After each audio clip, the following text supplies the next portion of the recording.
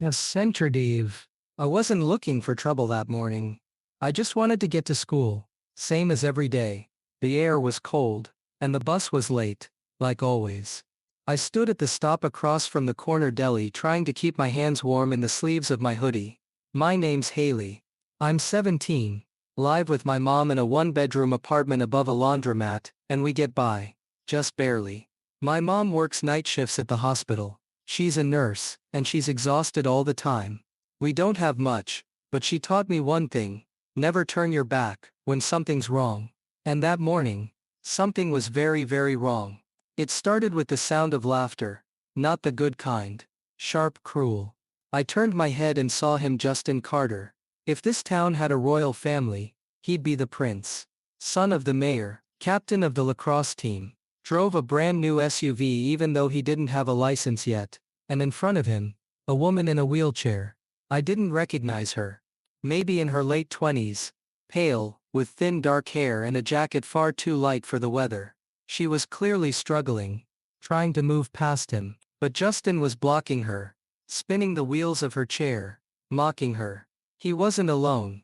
A few other students were there too, laughing, filming it on their phones. Not stopping him. Just letting it happen. Center May. Justin sneered. What's the matter? Battery dead. Oh wait. Maybe your brain is too. He gave her wheelchair a little shove, and the front wheels bumped against the curb. She gasped and clutched the arms of the chair to keep her balance. I froze for a second. Maybe less. Then something inside me snapped. I crossed the street fast, heart pounding. People saw what was happening. Two older men standing by the store window, a woman walking her dog, but no one moved, no one said a word, except me. Hey, I shouted, loud enough to make him turn. What the hell is wrong with you? Justin laughed, like I was some kind of joke. Oh look, it's the poor girl, gonna cry for your cripple friend. I didn't answer, I just walked straight up to him, and before I even realized what I was doing, my fist flew forward. The sound his nose made when it broke was unforgettable, a crunch and a howl, followed by a stream of blood down his lip, and a look of pure disbelief. He stumbled back, holding his face, eyes wide with rage and confusion. you psycho! He screamed. I didn't care. I knelt beside the woman in the wheelchair. Are you okay? I asked. Her eyes, green and glassy, met mine. She nodded slightly, but her lips trembled. Then she leaned closer, barely whispering. Her voice was so quiet, I had to bend my ear to hear it. House 12, she said. Basement, house number 12. And then she looked away, like she had already said too much. By the time I turned around, Justin was gone, storming off down the street, blood still dripping from his nose. His friends had stopped filming. I sat there in silence for a moment, staring at the woman. What was she talking about? What house? What basement? Who was she? But I didn't get a chance to ask. An older man came running over, said he was her brother, thanked me, and wheeled her away quickly before I could say anything else. And then the bus came, and I got on. But I couldn't stop shaking. Something had happened that morning. Something real. And I had no idea yet that it was only the beginning. I should have known it wouldn't end there. The next morning, I barely made it through first period when I got called to the principal's office. Mrs. Greves didn't even look me in the eye when I walked in. There were two people waiting, my mom looking like she hadn't slept at all, and a police officer I'd never seen before. The moment I sat down, the accusations began. Justin Carter has filed a complaint against you for physical assault, the officer said flatly. You broke his nose. His father, Mayor Carter, is pressing charges unless the matter is resolved privately. I looked at my mom. She wouldn't meet my gaze. I tried to explain. He was bullying a disabled woman. I didn't just punch him for no reason. Mrs. Graves cleared her throat. We reviewed the security footage from the corner store's camera. Unfortunately, the relevant section appears to be missing. Missing. Just like that. Like it never happened. Of course it's missing, I muttered. His dad probably. Haley, my mom interrupted, her voice tight with panic. Please. Don't make this worse. I could see it in her eyes. She was scared. Scared I'd ruin my future. Scared we couldn't afford a lawyer. Scared the world wasn't fair. And I just stepped right into the middle of it. Mrs. Graves sighed. Given the circumstances, and until the matter is resolved, you're suspended for 1 week. This is not an expulsion yet. But I suggest you think very carefully about your next steps. Outside, my mom grabbed my arm. What were you thinking? She hissed. You can't go around hitting people. Not boys like him. Not with a last name like Carter. I wasn't thinking. I said. I was doing what was right. She looked like she wanted to say something more, but instead she just walked to the car and slammed the door. That evening things got worse. The video. Someone had uploaded a clip. Not of what Justin did, of course, but the moment I hit him, the angle made it look like I attacked him out of nowhere. The caption read, "Crazy girl assaults Justin Carter for no reason." It went viral. Not in a good way. I started getting messages. Hate. Threats. Psycho Bog. You're done. Hope they lock you up. Even some of my classmates reposted it, laughing about it in comments. Strangers spat near me at the gas station. A woman muttered violent trash as she passed me on the street. And through it all one question screamed in my head. Where was the woman? I went back to the bus stop. Nothing. I went to every shelter I could find in town. Every free clinic. Every hospital emergency room. No one had seen a woman in a wheelchair matching her description. Not recently. Not ever. It was like she'd vanished. Until I talked to a nurse at an old rehabilitation center near the edge of town. She hadn't seen the woman I described, but when I mentioned house number 12, her face changed. You mean the old Westbridge home? She asked. What's that? I said. She looked uneasy. Used to be a children's home. Decades ago. Real place of horrors, if you believe the stories. Shut down 10 years back after some scandal. Abuse. Missing kids. I don't know the full story. It's boarded up now. I asked where it was. Down on Hemlock Street. She said. Number 12. But I'd stay away if I were you. I thanked her and left. My heart. Pounding. So that was what she meant. House number 12. Basement. But what did that woman have to do with it? Why had she whispered that to me? Why now? I had more questions than answers. And no one was giving me the truth. All I knew was this: if no one else was going to find out what happened there, I would. I spent the next few days glued to the public library computers, digging through old digital newspaper archives and forums no one had touched in years. Most of it was junk. But then I found her, Martha Lewis. The name sent a chill down my spine. There it was, in a yellowed newspaper clipping from 11 years ago. Local social worker, injured in mysterious car crash after speaking out about Westbridge home. The photo was grainy, but it was her. The same tired eyes, same quiet mouth. Back then, she hadn't been in a wheelchair. The article was vague, suspiciously so. It said she had raised concerns about abuse and neglect at the Westbridge Children's Home, house number 12. And then, just days later, had been in a serious accident that left her with long-term injuries. After that, she withdrew from public life. No further updates. I found another article, this one barely a few paragraphs long. Westbridge home closed amid allegations. It mentioned missing children, 3, maybe 4. No bodies ever found. The place was shut down quietly. No trial, no names, just one odd detail. The lead prosecutor, who oversaw the investigation, Thomas Carter. Mayor Carter now. Justin's father back then. Back when he was still working at the DA's office. My stomach turned. He hadn't just defended his son in school. He'd buried something a decade earlier. Something dark. Something that never made it to court. I printed everything I could find, and stuffed it into a folder. The next day, I skipped school. Not that anyone cared. And went to Hemlock Street. House number 12. Stood at the end of a forgotten cul-de-sac. The street itself looked like it hadn't seen life in years. Weeds growing through the cracks in the pavement. A single dead tree leaning over the sidewalk, like it was trying to whisper something. The building was tall, 3 stories, once white, but now gray and flaking, windows boarded. The front steps cracked and overgrown with ivy.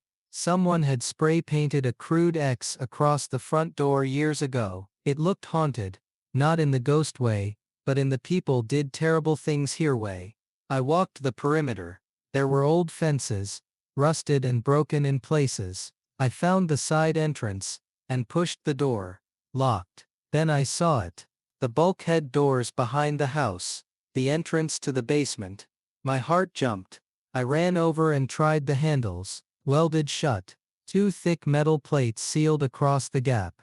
The welds still blackened around the edges. Whoever did it wanted no one going in or out. I crouched, pressing my ear to the metal. Nothing. But that was it. That was the door. The one Martha had whispered about. I stood there for a long time, staring at the welds. They looked newer than the rest of the building, like someone had done it not 10 years ago, but recently. Who? And why? I went home in silence, head spinning. If Martha had spoken out about what happened, if she'd been silenced, and if Carter had buried it all, then there was more to this than a case of past abuse. Something had been hidden down there, maybe still was, and someone was making sure it stayed that way. It took days of knocking on doors, calling care centers, and pretending to be a relative, doing a family search. Most places wouldn't talk. Some hung up the second I asked about a woman in a wheelchair, but eventually I got lucky. A receptionist at a long-term care facility, just outside of town, hesitated when I mentioned the name Martha Lewis. "There's no one here by that name," she said, but then lowered her voice. "There is a woman who matches the description you gave, but her chart says Margaret Lee." Close enough. I made something up. A school project, a family connection, whatever, and they let me in for 5 minutes. That's all I needed. She was in the farthest room at the end of a quiet hallway, dim lights, clean sheets. A Bible on the nightstand. She looked smaller than I remembered. Frail. Her hair had gone almost fully gray, but her eyes, those deep watchful eyes, locked onto me the moment I stepped in. She didn't speak, but I didn't need her to. She remembered me. I pulled up a chair beside her and whispered, "You told me to find the basement, house number 12. I went. It's sealed, but I know something happened there. I just need to understand. Please." Her hand trembled slightly as she reached across to the table and picked up a pen. It took her several seconds to write. Slow and jagged. She wrote one word. Proof. Then she looked me straight in the eye and pointed to her nightstand drawer. Inside, wrapped in a cloth napkin, were two things. A faded photograph of children in a dim hallway, terrified, some bruised, and a USB flash drive with a cracked plastic shell. I stared at it. "You kept this all these years?" She nodded. That night, I opened the files on my laptop. Most were corrupted, but a few opened. Grainy footage. Hidden cameras. A man. I recognized him from an old article as the former director of the orphanage, yelling, shoving a boy. Another clip. A girl tied to a gurney, being injected with something while she sobbed. Medical records followed. Test results. Dosage charts. They had tested unapproved medication on the children. Some files were labeled with terms I didn't even understand. Things like neurological tolerance, experimental stimulant trials, and one final file. A blurry clip of children in a basement room, watching another boy being mocked, kicked, laughed at by a group of others. In the corner of the video, clear as day, was young Justin Carter, maybe 8 years old, laughing louder than anyone else, though he knew. He had been part of it. Even as a child, he'd been molded by that place. He didn't just grow up in a powerful family, he grew up in a cage where cruelty was allowed, even encouraged, and now, years later, he'd become the same kind of monster, just in better clothes. I went back to Martha the next day. She couldn't say much, but she managed a smile when I told her I'd seen it, that I believed her, that someone else knew. She squeezed my hand. Whatever she'd lived through, the silence, the fear, the accident that wasn't really an accident, she'd held on, for years, waiting for someone to care. Now she wasn't alone anymore, but I also knew this. Now that I had the proof, they wouldn't stop until they got it back. I waited 3 more days before going back. I wanted to make sure no one was following me, that no one had tracked me to Martha's. I switched buses twice, walked the last mile on foot, and carried only what I needed: a crowbar, flashlight, gloves, and a burner phone. By the time I reached house number 12 again, the sun had already disappeared behind the trees. The old building loomed in silence, like it had been waiting for me. I went straight to the back. The bulkhead doors were still sealed, thick welds across the center, but I had done my research. There was a rusted-out basement window near the foundation, half covered in ivy. I shattered the glass with a rock, then reached through, unlatched the frame, and crawled in, dragging my bag behind me. It was pitch black inside. My flashlight cut through the darkness in narrow beams, revealing dust dancing in the air like ghosts. The basement was larger than I expected. Cement floors, exposed pipes overhead, an old medical room with metal tables and faded labels on drawers, files scattered on the floor, most rotted. But deeper in, behind a steel door that groaned when I pushed it open, was a small server room. Everything was coated in dust. A few machines had collapsed onto the floor, but one server rack still stood upright, blinking faintly with a single red light, still powered. I stared at it for a moment in disbelief, and then began searching. There were rows of old VHS tapes, some labeled with children's names, folders with printed reports, and in the back, behind an old chair, a hard drive still plugged into the machine. I took it, wrapped it in cloth, and got out the way I came in. I didn't go home. Something in my gut told me not to. So I texted Lewis. He was the kind of kid who could build a radio from scrap and jailbreak a phone with his eyes closed. We weren't close, but we had one thing in common: we hated bullies. His parents were out of town, and he owed me a favor from last year. When I showed up at his door, bruised, muddy, holding a hard drive like it was nuclear material, he didn't ask questions. We got to work. He connected the drive to his setup, bypassed the corrupted files, and started the recovery process. What we found was worse than anything I had imagined. Surveillance footage from the basement, children lined up, being injected, yelled at, filmed. Some of them didn't even flinch anymore, just stared forward, blank and broken. One video showed 2 adults screaming at a crying child locked in a room with the lights off. The child was begging to be let out. In the corner, barely in frame, was a small boy. He was watching, laughing. Justin. Even then, at 8 or 9 years old, he had that same smirk, the one I'd seen when he shoved the woman's wheelchair, the one he wore when cameras were off. I wanted to scream. Lewis looked at me, pale. "This is sick," he whispered. "They did this to kids." I nodded, and they got away with it. Not long after, sometime past midnight, someone knocked on Lewis' front door. We didn't answer, but we watched through the upstairs window. 2 men in suits. No police badges, no cars nearby, just dark coats and cold eyes. One of them said loudly, "Miss Walters, we're with the department. We just want to talk." "Lies," Lewis mouthed. "Go. Back door." I stuffed the drive into my backpack, grabbed my phone, and slipped out the rear gate into the alley behind his house. I didn't stop running until I hit the woods at the edge of town. I slept in an old storm drain until sunrise. The next day, Lewis sent me a message. They came back, asked about the drive. I told them nothing. Be careful. I was already planning my next move, because now I had the evidence. Now I had a choice. Either disappear like Martha, or make sure the world saw what they'd hidden. I knew that getting the truth out wouldn't be easy. No one would believe me.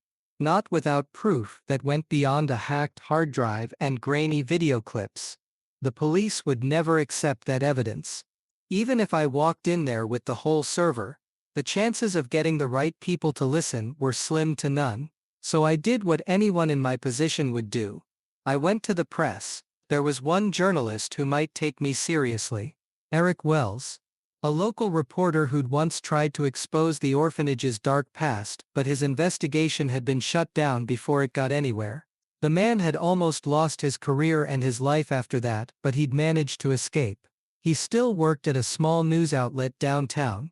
When I contacted him, he was hesitant. But I begged him. He'd been on the inside before. He knew how far the system would go to silence people. He wasn't going to let me down. We met in a diner on the outskirts of town, away from the prying eyes of people who might have been following us. "Are you sure about this?" Eric asked as he took a sip of his coffee. "They'll come after you. They've already covered their tracks. You think they're just gonna let this go?" I nodded. "I don't care. I just want people to know what happened. I need to show the world what I found." Eric leaned back in his chair, sizing me up. After a moment of silence, he finally agreed. "All right. We do this the right way. We start with the local story, then if they don't listen, we take it higher. We make them listen." We worked for days. Editing the video, writing the articles, putting together a timeline. Eric had contacts. I had the truth. But then I had another idea. One last push. The school was having a public meeting. Parents, teachers, even the mayor would be there. It was a big deal. Everyone would be listening at least for a while. If I could get the right people to see the video, everything would change. I'd planned everything meticulously. I'd made sure the school board knew I'd be speaking, though I hadn't mentioned what I would say. When I showed up that evening, wearing a simple black dress and carrying a folder with my notes, it felt like I was walking into the lion's den. I sat through the meeting with my heart pounding in my chest. The mayor was seated at the front, smiling, waving to people as though he were untouchable. His son Justin wasn't with him. It didn't matter. The damage had already been done. When it was finally my turn to speak, I stood up and walked to the front of the room. I wasn't nervous. I was angry. So angry I could barely see straight. I clicked a button, and the projector whirred to life. The video began to play. The room went silent as the footage rolled, showing the inside of the basement, the children in the dark room, the man shouting, the injections, the cruelty, and then there he was. Justin, laughing while others were tortured. Murmurs spread through the room. People gasped. Some of them stood up, unsure if they were seeing things clearly. The mayor's face went pale. But he didn't move. "Not yet." I spoke calmly. "Despite the chaos. This is the truth. The mayor's son, along with many others, was part of this.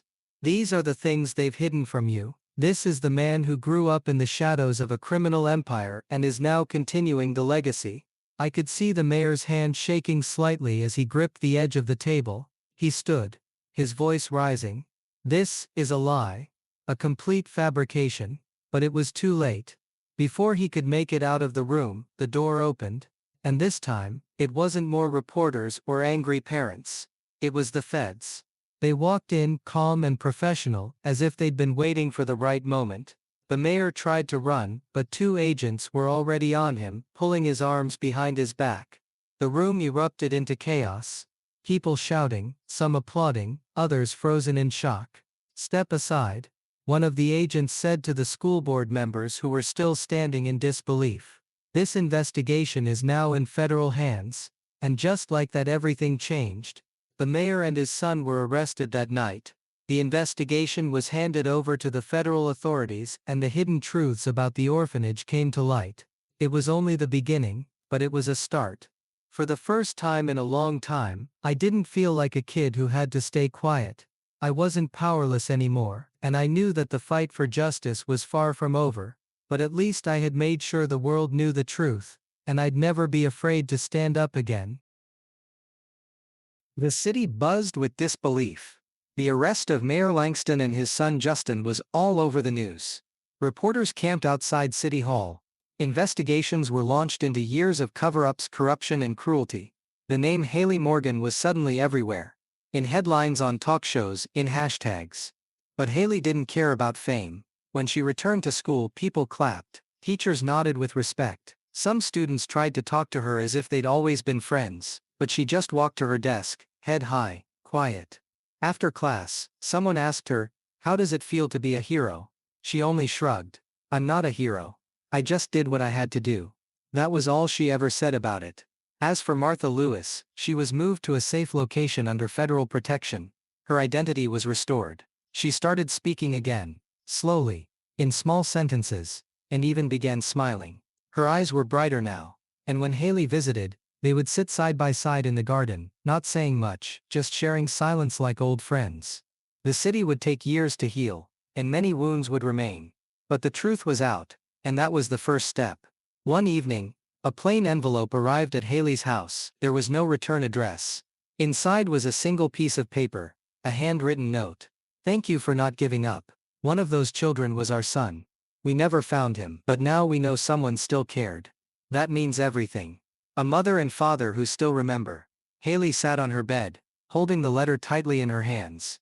She didn't cry, she just stared at the words, feeling the weight of it all pressed gently against her heart. And in the final frame of her story, as the screen fades to black, these words appear: "Truth isn't always safe, but it's always worth fighting for."